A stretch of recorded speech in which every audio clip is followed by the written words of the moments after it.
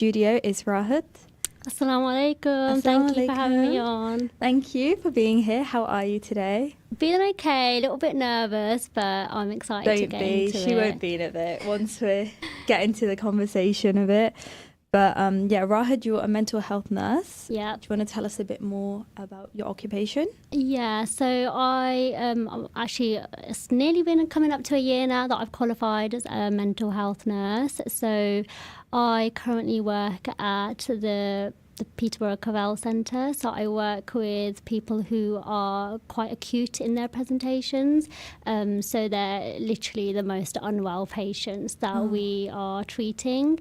The only difference is I don't work in inpatient. So my role is it's like a hospital outside of a hospital. So what that means is it's people who are at the stage of needing a hospital admission, but in order to try and go with the least restrictive approach in the NHS, we try to treat them at home first, and if that doesn't work, then ultimately we bring them into hospital. But yeah, we try to keep them at home because it's never nice bringing people into hospital, but if treatment at home fails and they need a more contained environment, then we bring them into hospital. So it is the most unwell patients really that I'm treating and assessing. Wow. Yeah. I mean, congratulations, you've been there for almost a year now, mashallah. But where did your motivation stem from getting involved in mental health industry?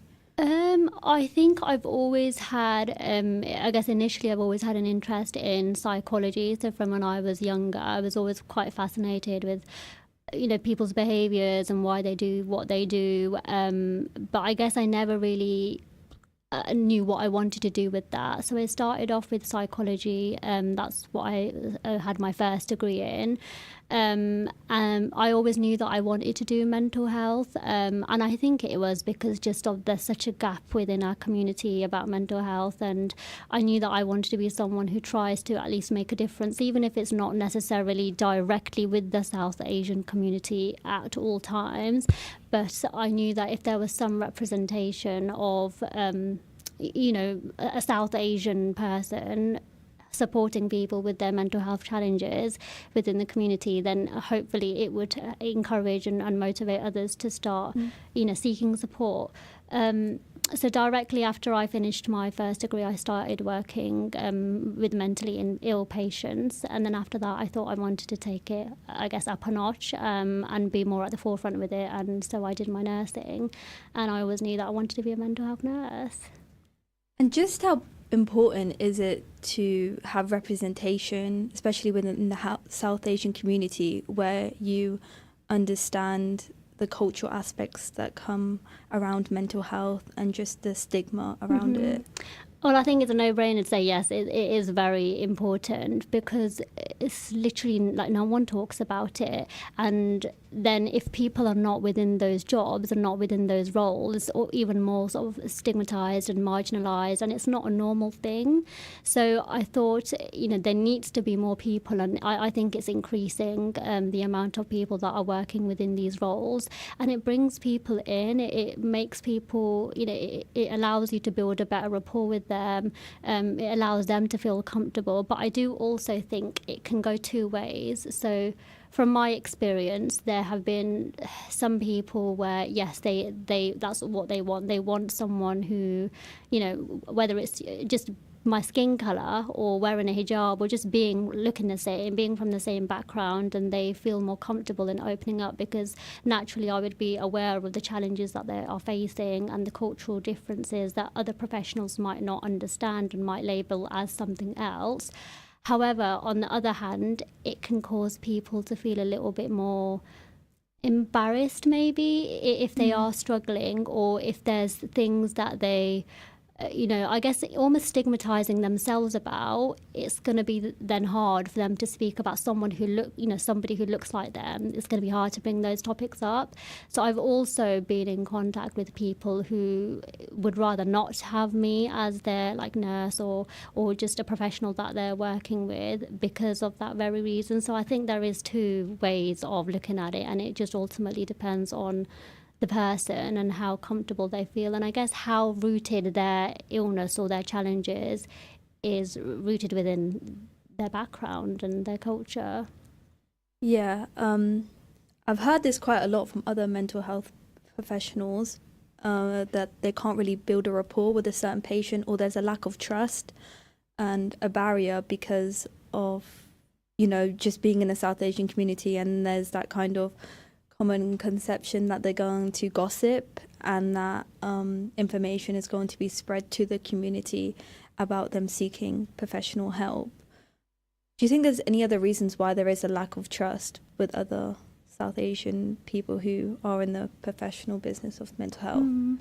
I think maybe the gossip side of things is a biggie. It is a big thing. But I think also I think there's two elements here. So I think one is the stigma as a whole, so stigma from the community, but the other is self-stigmatization, and I think a lot of people don't realize that they are also probably stigmatizing themselves when they are struggling to speak out about things. And I guess it's because they've come from a background where it's not spoken about, or a household where it's not spoken about, and it's so shamed, and it's the worst thing ever to speak about it, or there's just that general lack of understanding. So I think if you're then also adopt that mindset even without you thinking it, then naturally you're going to adopt those behaviors, and then you're going to struggle to speak about it, and then that trust isn't going to be there.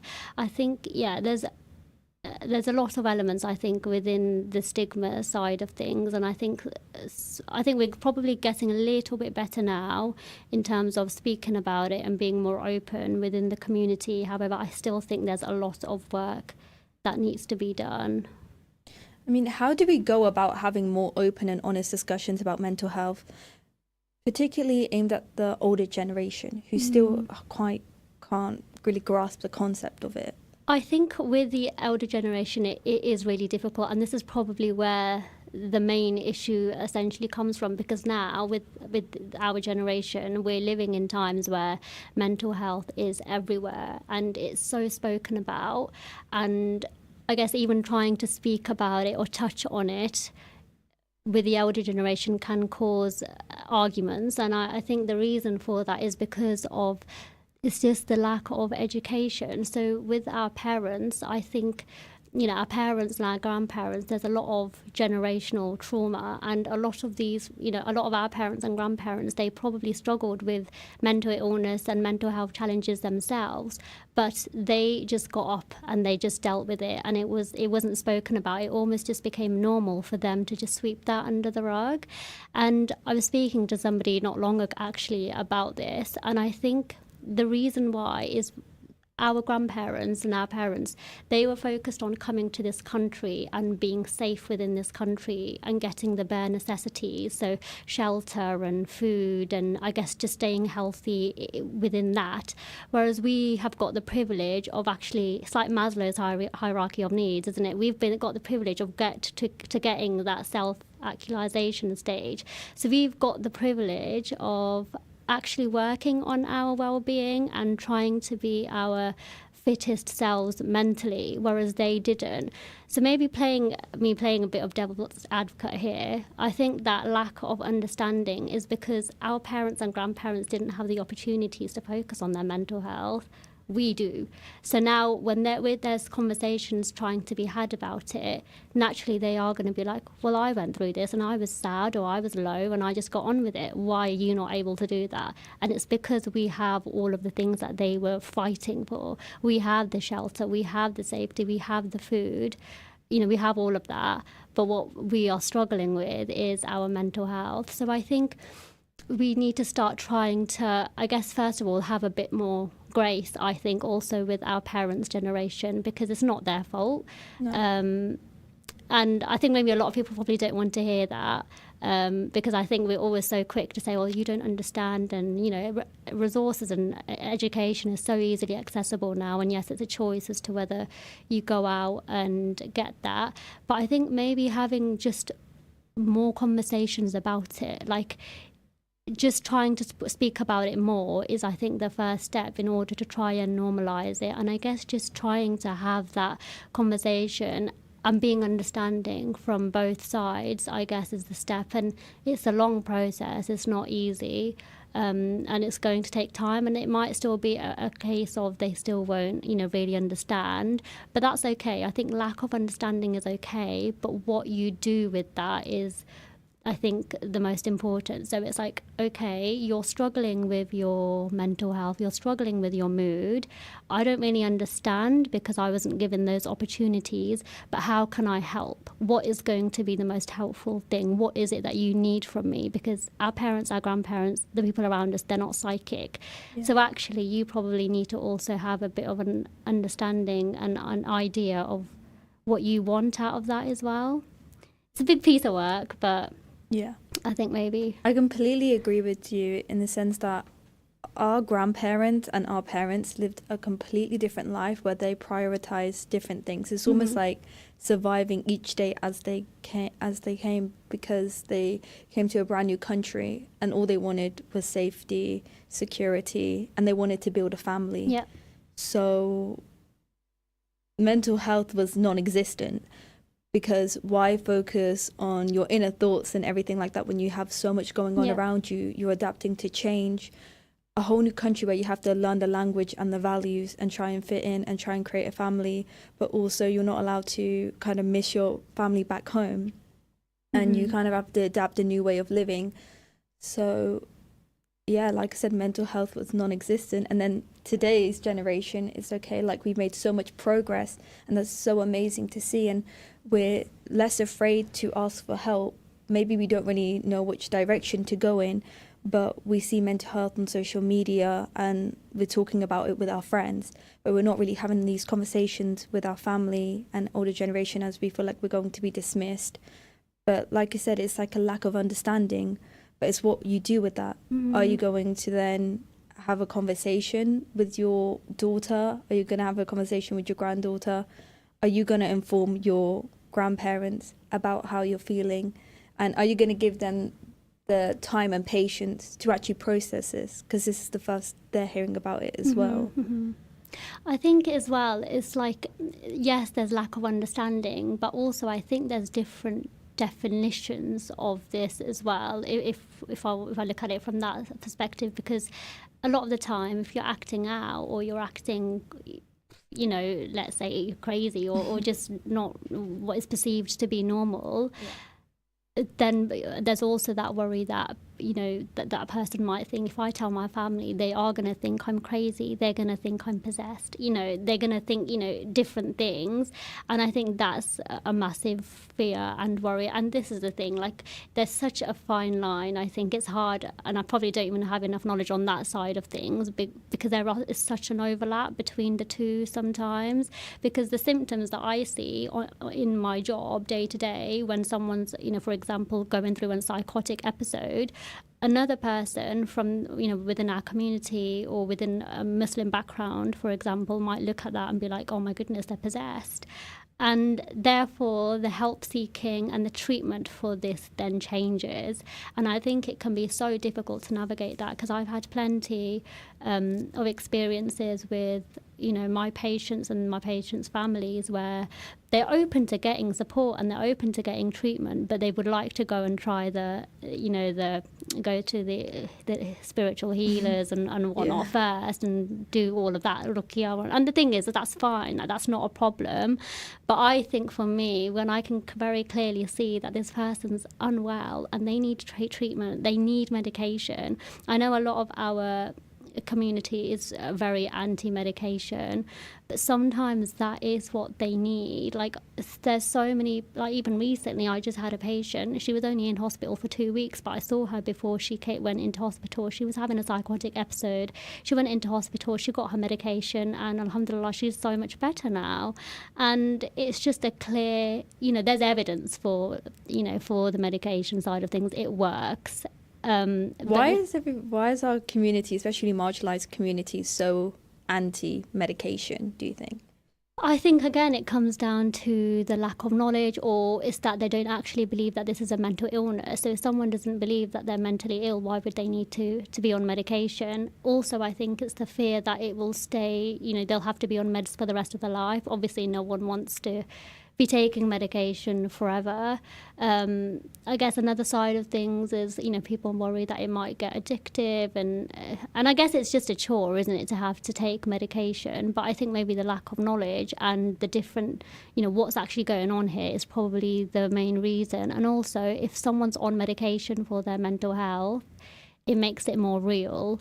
And if they're already feeling ashamed about it, then it's just going to feed into that shame, and it's going to reinforce those same feelings. And what if someone sees me taking my medication? What happens then? What am I going to say? How am I going to answer to this? So I think there's a number of different factors, and I'll be honest, I don't really know what the answer is in terms of how we can break down that barrier, because that's another aspect of it. Because speaking about it is one thing, but then actually getting the treatment for it is another thing. And then if you're coming from a background where this is being, whatever is happening here is defined as being something else, then it's like, how do I go about that? And I think what I would encourage people is, okay, if you think that this person is, afflicted with something, that's absolutely fine. Go to whoever you need to go to get ruqya or whatever it is that you do in that situation. But please don't dismiss the medical treatment side of things, because that's also very important. And I think the two can coincide. Again, like I said, I don't know enough about it because the line is so blurred, I think, in my opinion. But I think being open to actually getting treatment as well is really important.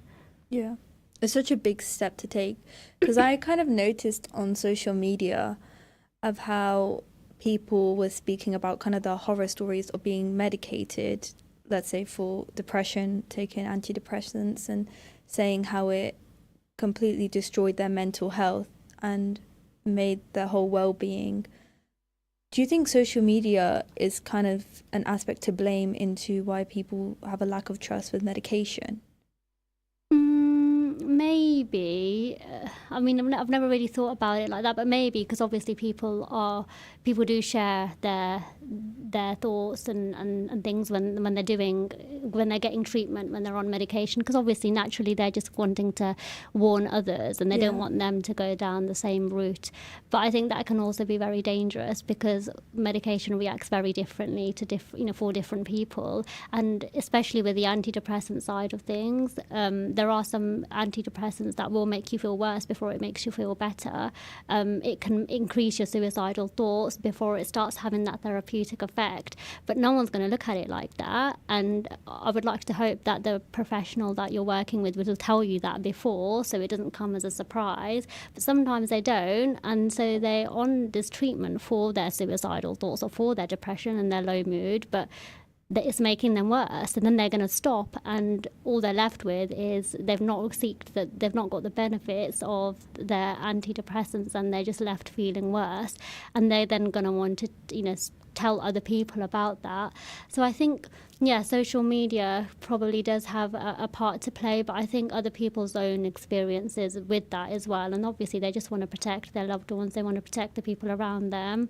But I just think it can be very dangerous. I think social media as a whole, and there's so much misinformation and miseducation on there anyway. And equally, I think social media can also be used as a good thing with mental health challenges and mental illness. But I think we really need to tread carefully, because I think where we're living in a generation now where everyone is so open to speaking about their mental health, it almost feels like everyone struggles with their mental health. And though that's okay, I think actually sometimes people are just self-diagnosing. It's becoming a trend. It's becoming such a fashionable thing. Like, I think at one stage it was OCD that was a fashionable thing. Like, oh, I've got OCD. Yeah. And then it was bipolar, when actually the definition of what people actually think bipolar is nowadays, it's crazy to me, because that is not what bipolar disorder is.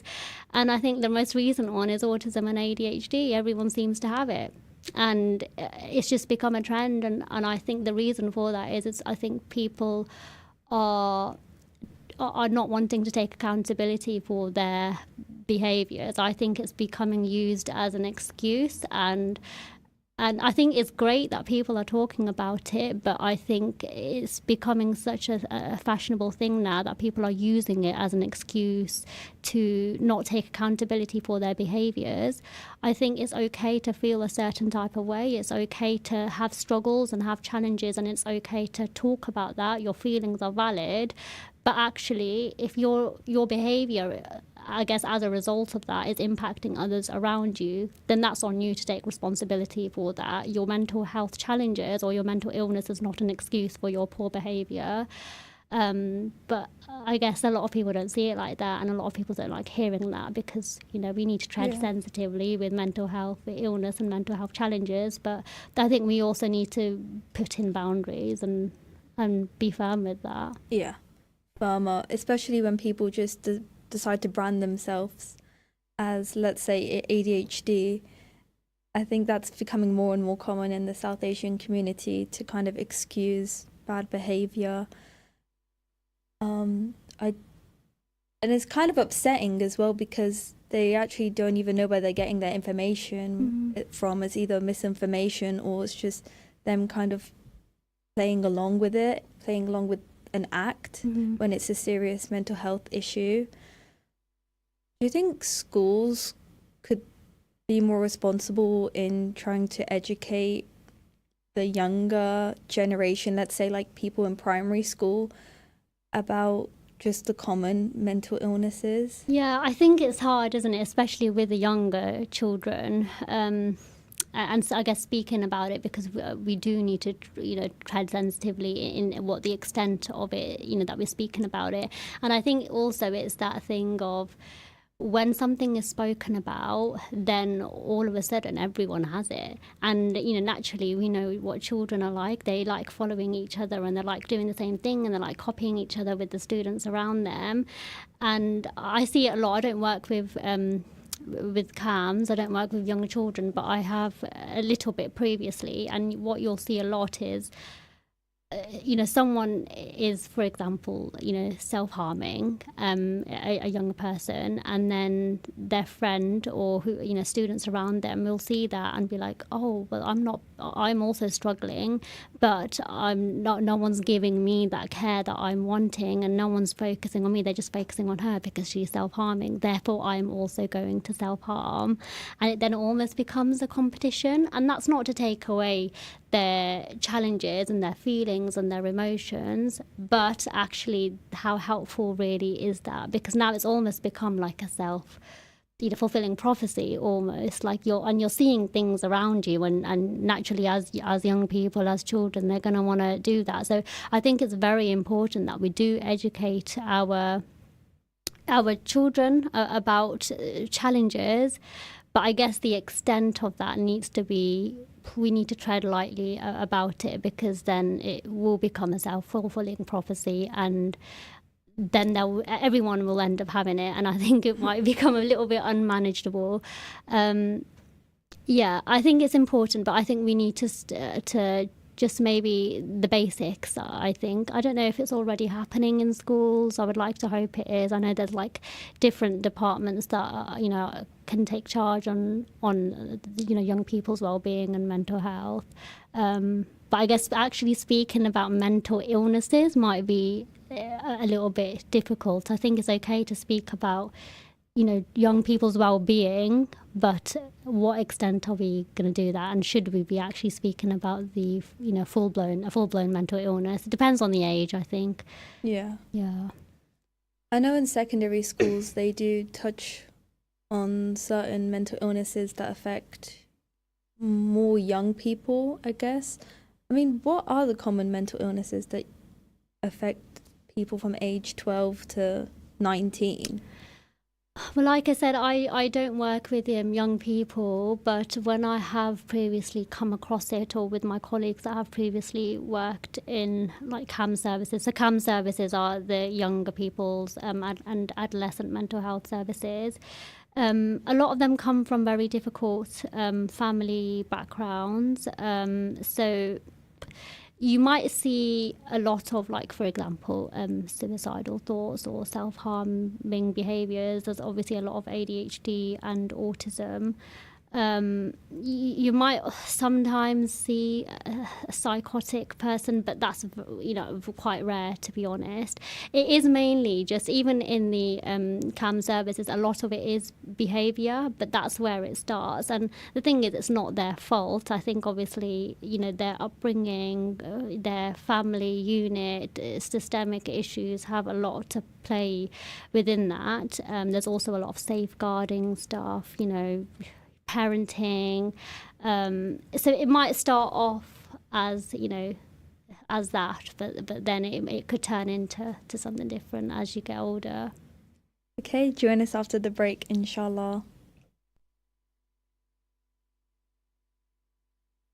Stay tuned to Salam Radio after this short ad break. Craving authentic Desi flavors? Look no further than Desi Restaurant. From midday until 1 in the morning, enjoy our homemade specialties that will transport your taste buds. Indulge in tantalizing papri chaat and savor the rich Chersi Kadahi. Treat your friends to our fresh 1 kilogram Chersi lamb handi. Plus, get 2 12-inch pizzas for $11.95. Located at 298 Lincoln Road, we deliver from lunchtime until 1 a.m. Call 01733 555 795 now to order and experience Desi Restaurant's flavors. Where can you get high quality and low prices? Amar Food Store and Halal Meat in Lincoln Road, Triangle is the place to go. Pay us a visit and take advantage of our special offers and great range of products on groceries, vegetables, fruits and halal meat. Also send money to Pakistan absolutely free. We have all top brands at special offers, offer free customer parking and provide a free local delivery service. Amar Food Store and Halal Meat, 613B Lincoln Road, Peterborough. Call us on 01733 687 374. High in quality, low in prices. At Cake Inn, all our cakes and slices are freshly baked for that delicious taste. At Cake Inn, we bake 100% vegetarian and halal eggless fresh queen cakes. Delicious flavoured cakes for birthdays and weddings, ceremonies and all other occasions, with free customised messages, even balloons and candles too. Order for delivery or collection from Cake Inn, 489 Lincoln Road, PE1 2PE, and your cake could be ready within 2 hours. Find out more and order online at cakein.co.uk or call 01733 496 584. Whether you visit the Berry Furniture Showroom at 78B Fengate in Peterborough or view and buy online, you'll be amazed at the quality and style you could enjoy in your home. With beds from just £299 and complete 321 sofa sets from less than £1,000, you'll also be amazed at their wholesale prices too. Plus, there's a 1-year free warranty on sofas and beds, subject to conditions. Find out more, click on Berry,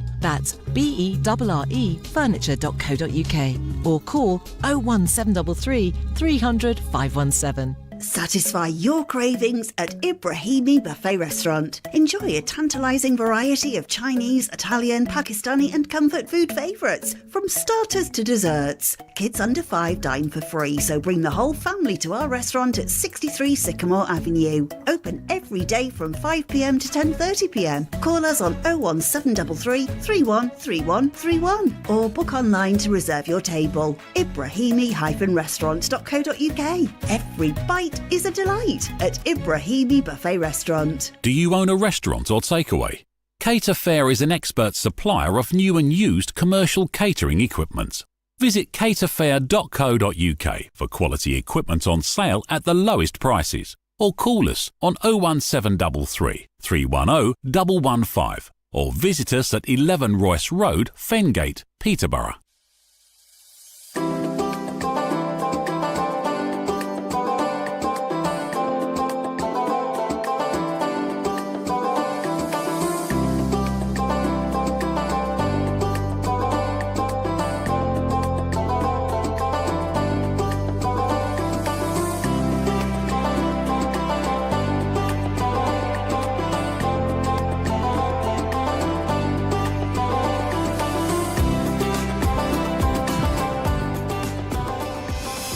Peterborough's community radio station, Salam Radio, 106.2 FM. Assalamu alaikum, you are tuning into Her Chronicles. So we're going to be moving on to what actually recovery is in the mental health profession. What is the definition of recovery?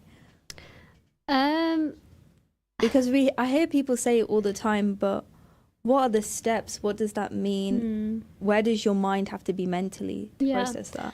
I think recovery probably can have a lot of different definitions, and I think the reason for that is because it means something different to everyone. So, for example, a lot of people might see recovery as like no longer having symptoms of something, so they're magically cured again. But for other people, especially with like mental illness, it might mean, well, this is what my challenges are and this is what I'm struggling with, and that's not going to just magically disappear, because as we all know, mental illness and mental health challenges is on a very long-term basis most of the time. It's about being able to learn how to cope with it better. So, for example, for some people, it might be they were in a crisis period, or they were in their acute phase, but now they're no longer in that, and they know how to deal with their symptoms better, or they know how to deal with their emotions better, and they're no longer turning to like maladaptive coping mechanisms, for example. I think recovery is what you make it, really. It's still being able to live a meaningful life, even though you might still struggle with your mental health. And I think the most important thing for people, and I guess for people listening, is that it's really important to just remember that recovery is not a quick fix. Like, there is no quick fix with mental health challenges and mental health struggles. Recovery is not linear. So just because you've had like a good week, let's say, and then you might have a difficult day, that doesn't mean that you've gone right back to step one and you've gone like back. That just means it's the nature of mental health struggles, and it's, I guess, the nature of recovery. And I think even having those bumps in the road is recovery as well, because actually that's how you'll then know how to cope with it better. For some people it might be taking their medication, for other people it might be going to their therapy appointments, or just speaking to people about it. It might mean, okay, today I'm going to set a goal for myself. It might just be something small. It might just be one thing, like getting out of bed, for example, and then working towards that is part of their recovery. So I think recovery is, I guess it depends on what your challenges are, and it depends on what works for you, because there is no one size fits all approach here. Everything is different for different people. Even if someone might struggle with the same mental illness or the same mental health challenges as you, the two people, the way that they cope and deal with that is not going to be the same. Like, for example, two people might both have a psychotic disorder, and one person is very good with taking their medication, but the other person isn't. So then it's like, how do we navigate that? Because actually that's then going to be detrimental to your mental health if you're not getting the treatment. And yeah, I think it's, I guess, knowing what works for you as well. I think it's so difficult even to speak about this, because in my mind, it's like, oh, what is the challenge here? Yeah. What is the challenge? What is the struggle? And then we can maybe identify options. But also, I also put it back to the patient themselves a lot of the time, because for me, as a professional, I'm knowledgeable, and I'm this is what I studied in, and this is what I see every day, but actually that doesn't mean that I have all of the answers. So I want to work with my patients, and together we'll come up with a bit of a plan on how I can support you, how others can support you, and how you can support yourself. So I will often put that question back to other people. It's like, okay, so what is going to be helpful? What have you previously found helpful when you're struggling? What can I do as a professional that is going to be the most supportive for you? Is there anything that you don't want me to do? And I guess we've come up with a bit of a plan like that for their recovery. And again, it's a long-term thing. Sometimes it might work, sometimes it might not. But it's trial and error, and unfortunately that's what it is. It really is a trial and error thing, because it's not like a physical illness where you have the symptom, you can see the symptom and you just treat it and that's it. Yeah. It can change on a day-to-day basis. It can change depending on what professional you're working with as well. And I think that's probably because of the rapport and how much of a good rapport you've got with that person. Because there can be two professionals and they might both be offering the same thing, but if you don't trust one professional, then none of that is going to register, none of that is going to go through. Whereas with the other person, you might have a bit more of a trust with them and more rapport. You've been able to work with them longer, and therefore they're going to be more receptive to, I guess, the things that you might be proposed. But I guess with your question of at what place does someone need to be in order to think about that, I think obviously with their challenges, with their mental illness, there's stages of it. So if someone is completely out of touch with reality, like they have no capacity, for example, to understand what you're saying and what the plan is and what's going on around them, and even whether they even have a mental illness, because often people who don't have capacity, they don't recognize that they have a mental illness, then you can't have those type of conversations with them. At that point for them, it is just them getting treatment, and usually that is through medication. And then when their acuity has passed and when their risks might be a little bit lower, for example, and once they've gained that capacity back, then we can start having discussions about it. And we often, as well in my role, we will create like crisis contingency plans, relapse prevention plans. So what are the warning signs? So this is often for somebody who might have a serious mental illness. So what are the warning signs that you're relapsing? So for some people it might be I stop eating, or I start isolating myself, or I'm no longer sleeping, and I'm just it can be a varied variety of things, really. But that can help professionals, it can help the patient themselves, and it can help families and carers just to watch out for what might be suggestive of somebody becoming unwell. So like the red flags then? Yeah, essentially, yeah. Okay. Is it also kind of not communicating anymore as well? Yeah, again, it's different for so many different people. For example, isolating themselves, so just shutting themselves away in their room.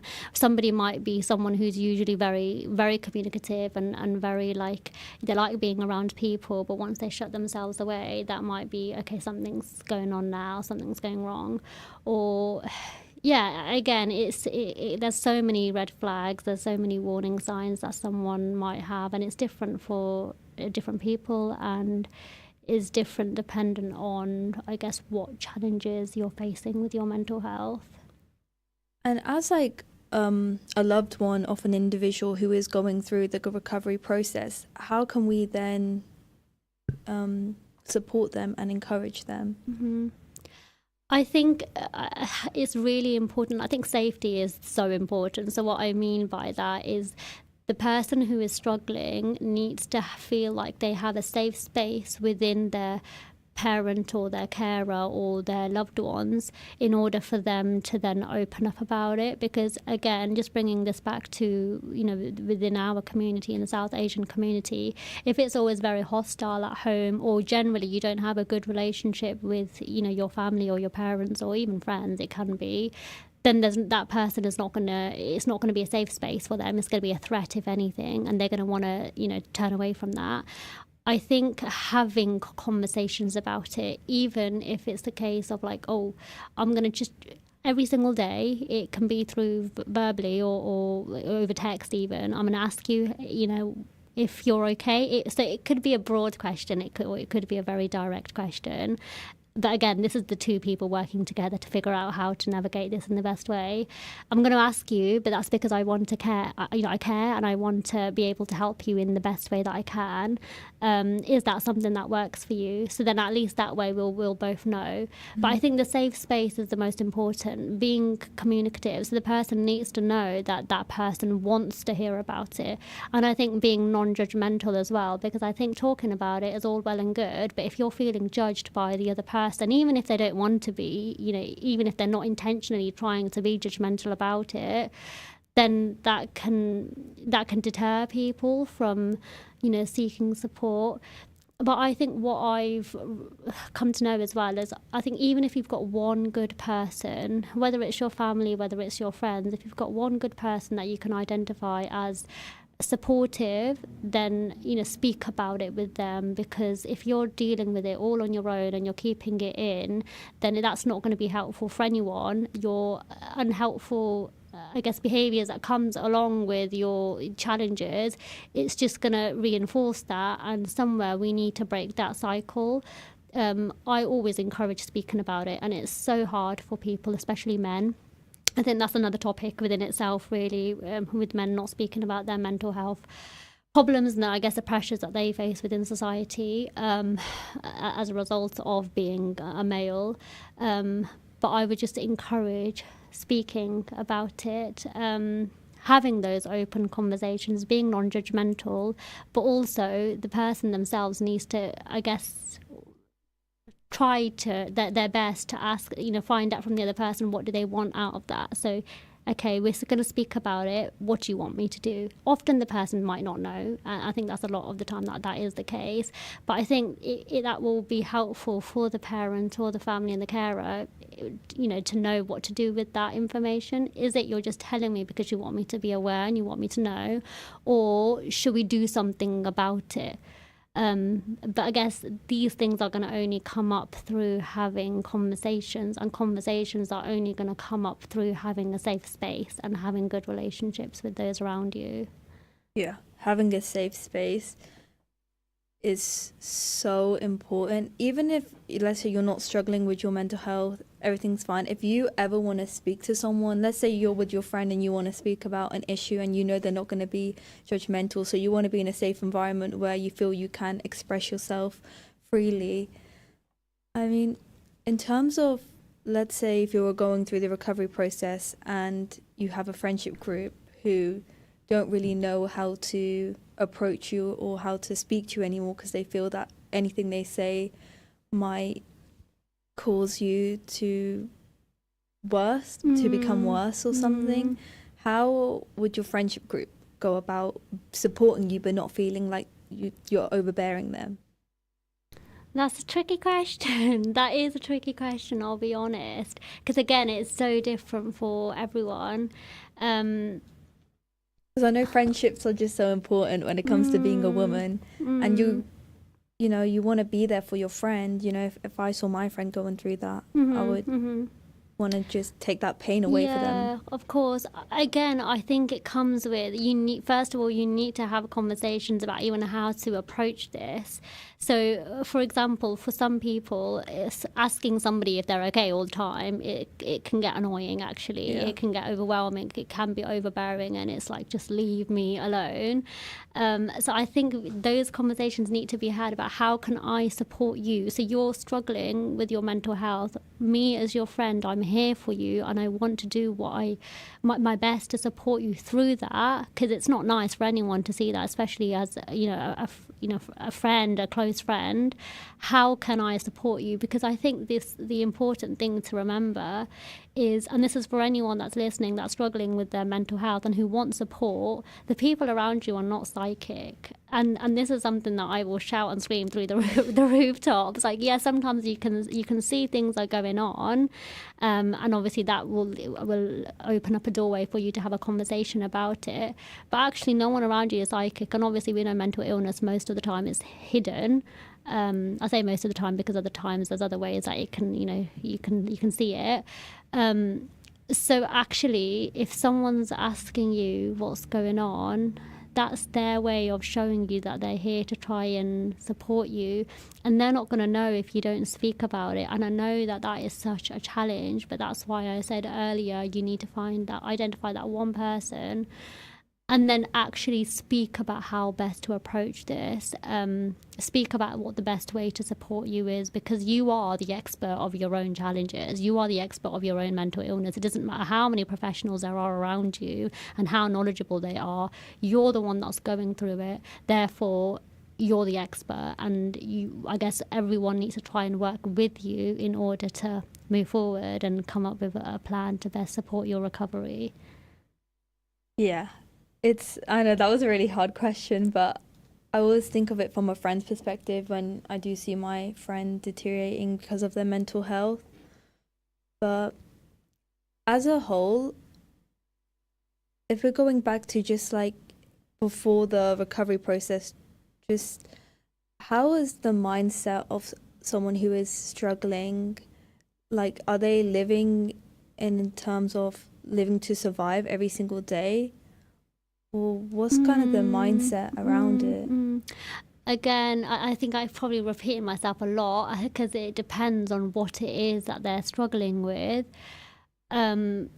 A lot of the time people are on flight mode. So they're sort of living in like what's going to happen next. A lot of the patients that I come in contact with, they just don't want to be here. So every hour, if anything, is a challenge, is a struggle. It's like, how am I going to get through the next hour? What can I do? It's not going to take away the pain. You suggesting distraction techniques to me is not going to take away my suicidal thinking. I don't want to be here. What can I do about it? So they are pretty much living in, they're trying to just survive every single hour. And there's so many. The thing is, there are because I see people in their acute stage, and then by the end of the time that I worked with them, not always, I'll be honest, but a lot of the time, the intensity of those thoughts might have reduced. But the thing is, there's always the option of that coming up again. And for some people, it might be, okay, I'm having these thoughts, but this is what I'm going to do about it. This is how I'm going to cope with it. This is how I'm going to live with it. And it's not, like I said earlier, it's not a quick fix. It takes a lot of work. And not every day is going to be the same with it.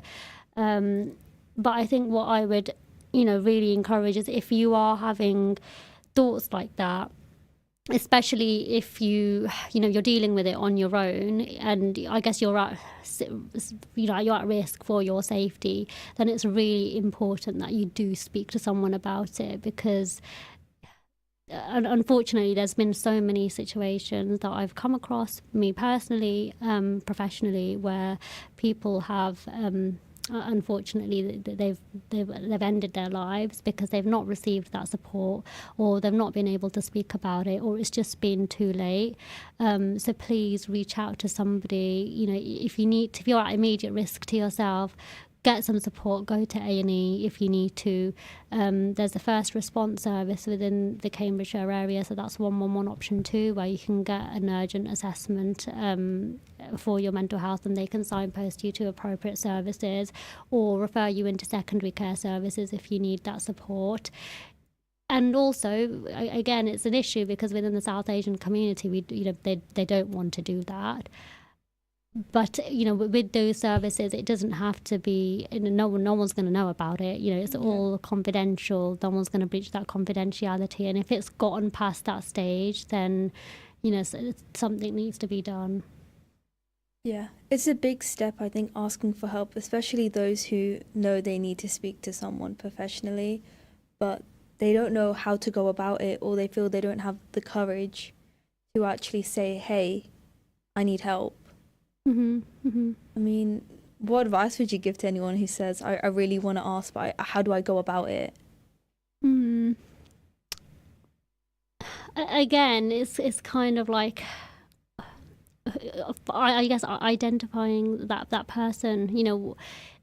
I would like to hope that there's at least one person, whether it's somebody that you know, or even if it's somebody that you don't know. Like I said earlier, the only way that things are going to change is if someone is made aware of it. So if you don't want to speak to people around you, because I think sometimes for our community as well, that can probably be more difficult, speaking to people that they know, out of fear of being ashamed or looked down upon, or on being judged. So then speak to a professional, because that's not going to go anywhere, and you're still gonna get the support that you need.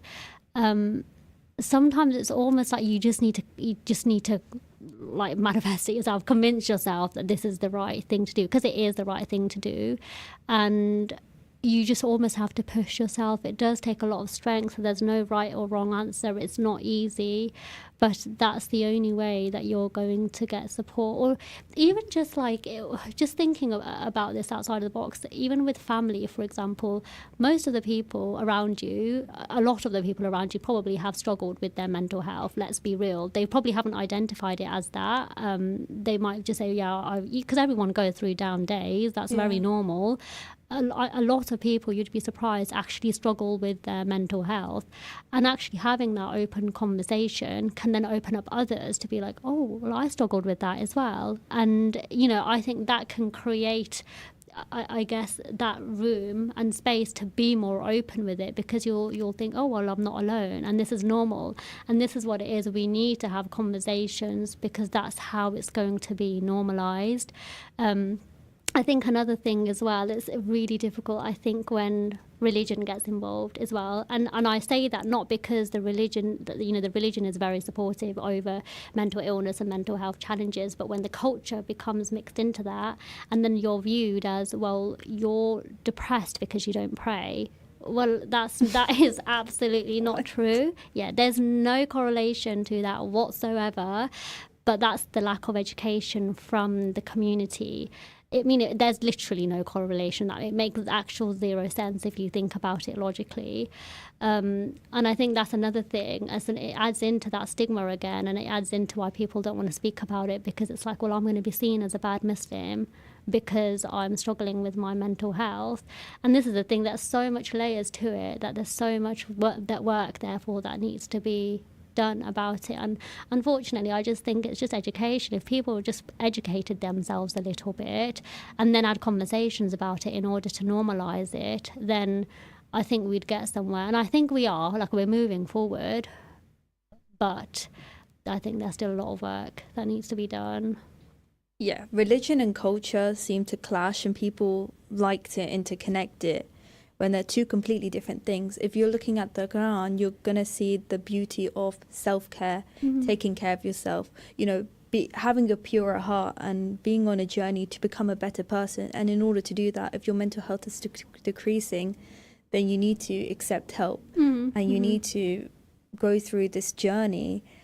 But when culture comes involved in it, it's like, okay, well, now you're being labeled as weak for asking for help, and you're being labeled as, okay, well, you're just kind of grasping at attention and you're faking it. Yep.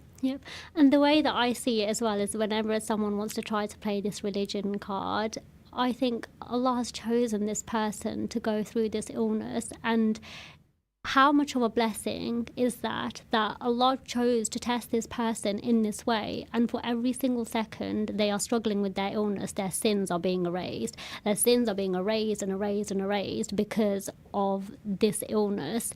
And actually, they are probably in a more privileged place than you are now. So you can come at them with, they're a bad Muslim and they're that, but actually I think they're more loved by Allah, because it's not an easy thing to go through your mental health. And in the day and age that we live in, the struggles that comes with that is not an easy thing.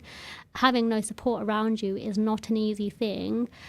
But you were handpicked by Allah. How merciful He is to choose you to go through that illness and erasing your sins as a result. And actually, that can also bring you closer to Allah, and that's a beautiful thing.